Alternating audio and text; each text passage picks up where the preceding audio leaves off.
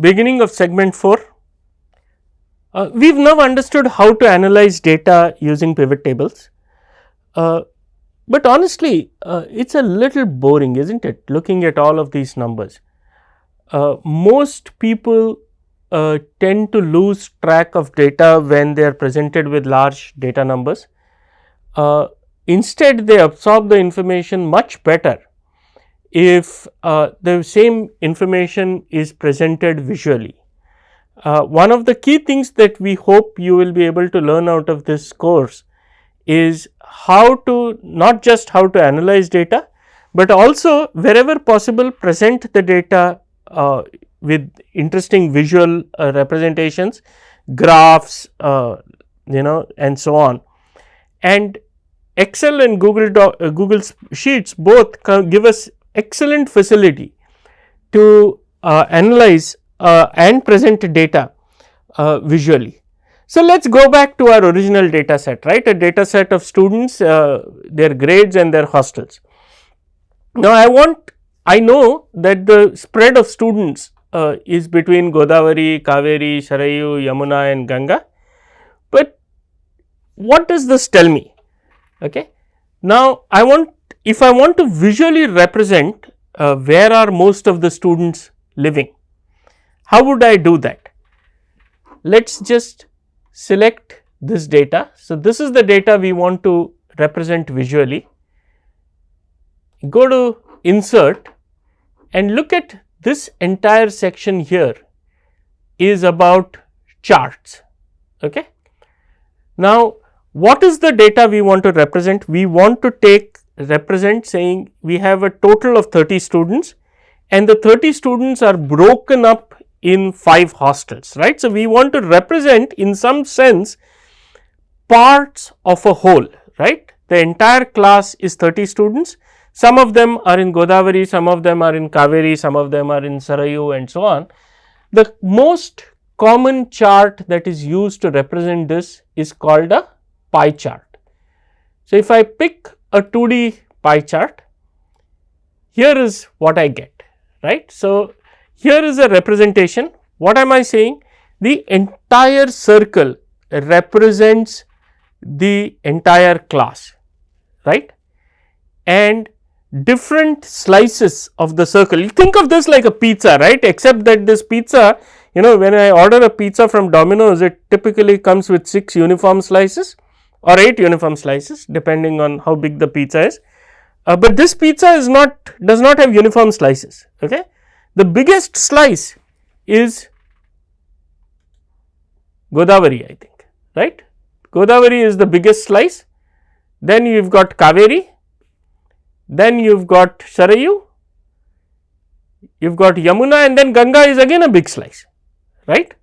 So, visually this chart allows you to get an appreciation of how the class is split up amongst the 5 different hostels. Now, this chart actually is telling you some interesting things, but let us look at how to actually make the chart a little bit more appealing, right. Now, one of the things that I may want to do is to change how I do not want to include as an example Ganga in this, okay, for whatever reason. Now, you see I am able to filter. So, this part here is called the legend. Okay. What is the legend? The legend is telling us what is the correlation between the color and the data that is being represented. So, the color blues, deep blue stands for, let us say Godavari, I think. The color orange stands for Kaveri, grey for Sarayu, yellow for Yamuna and light blue for Ganga.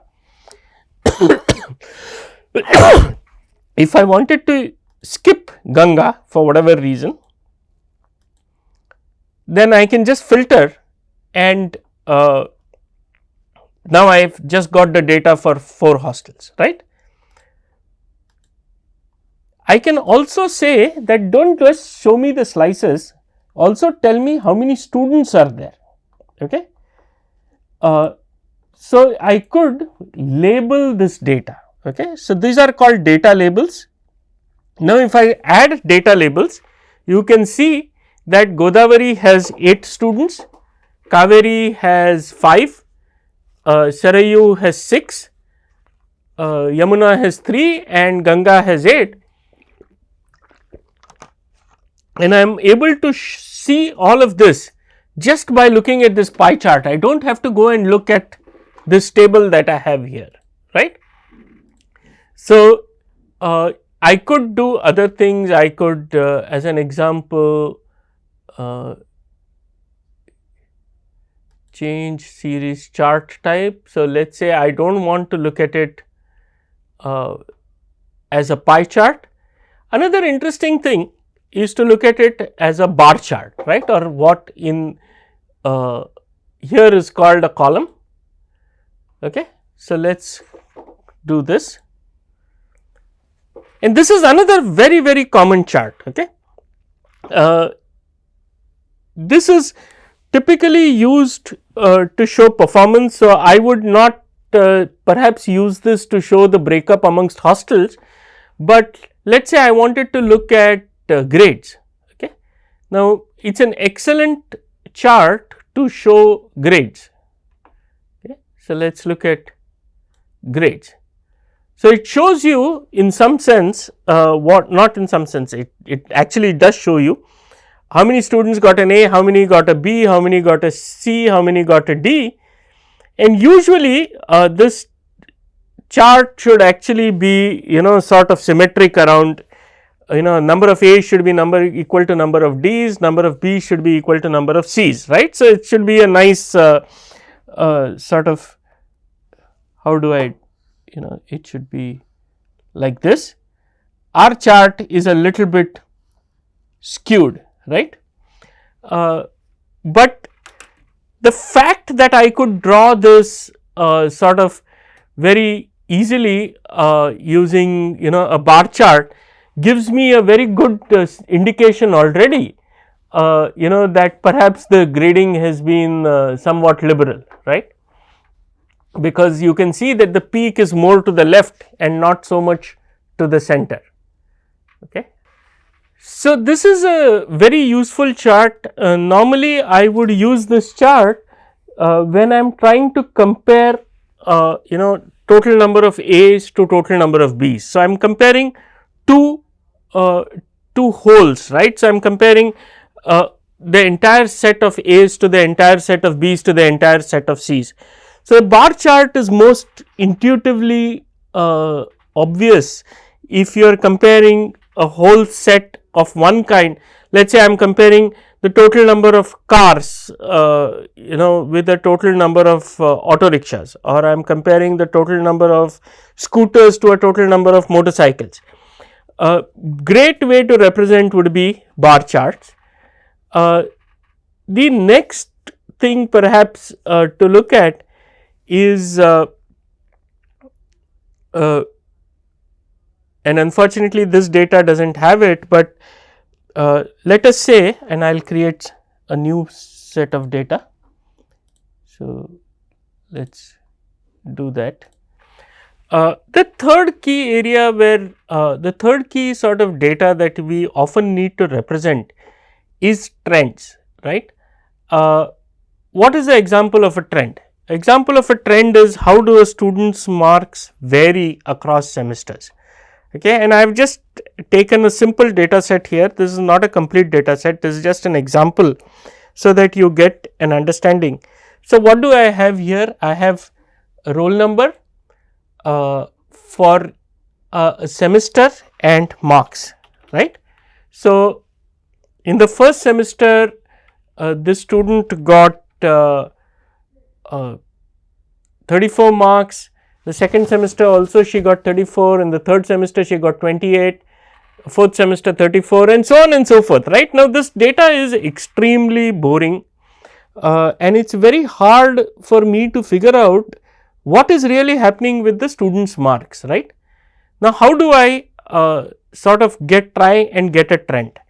The first thing is I want to see what happens. So, this data is currently in a sort of it is a table, but I want to view it as a 2-dimensional table, right, roll number versus semester.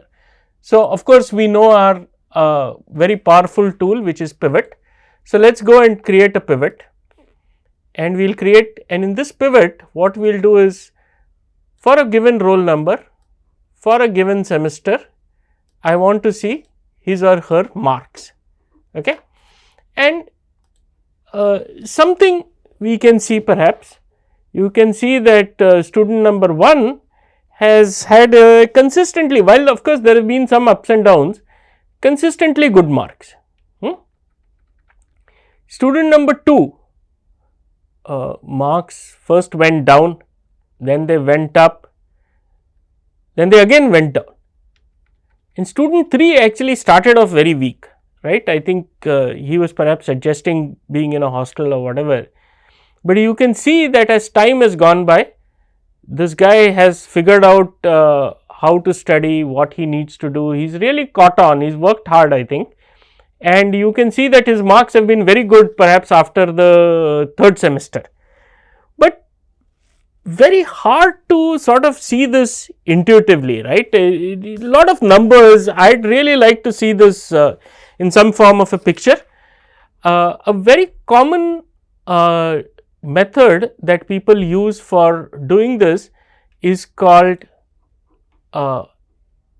line graphs, sorry, and there I am going to insert here. So, you can see this line or area chart, you pick an line chart and pick a 2D line, right. Now, what is this showing? This is showing you students and marks, and each line is showing how the students have performed in first semester, but this is not what I want, right. I really want, what I want is, in the x axis I want semesters and I want one line per student, okay. So, now you can see this student, you can see really he shot up, right, he is shot up, and then of course his sort of performance is quite good actually. This student is a good student, you can see that she is always got like really high grades, either A's or B's, but this student sort of has been much more fluctuating, right. Some semesters his performance is not so good, other semesters it is very good. So, you can see that compared to this table, looking at this chart gives you a very intuitive idea of what is the data, what are the trends in the data, how does data change with time. Line graphs are best to represent data changes with time. Data changes with times are also called trends, and you can see trends, let us say in how many people are purchasing from Flipkart or Amazon, or how many people are getting employed in the IT industry, how many people are graduating with a BSc in data science. All of these trends, all of these sets of data can be viewed as time data sets that vary with time, and the best way perhaps to represent some of this is to draw this picture just as a line chart. If you think that this chart is very complicated, what you can do is just let us just look at the trend for one student, right.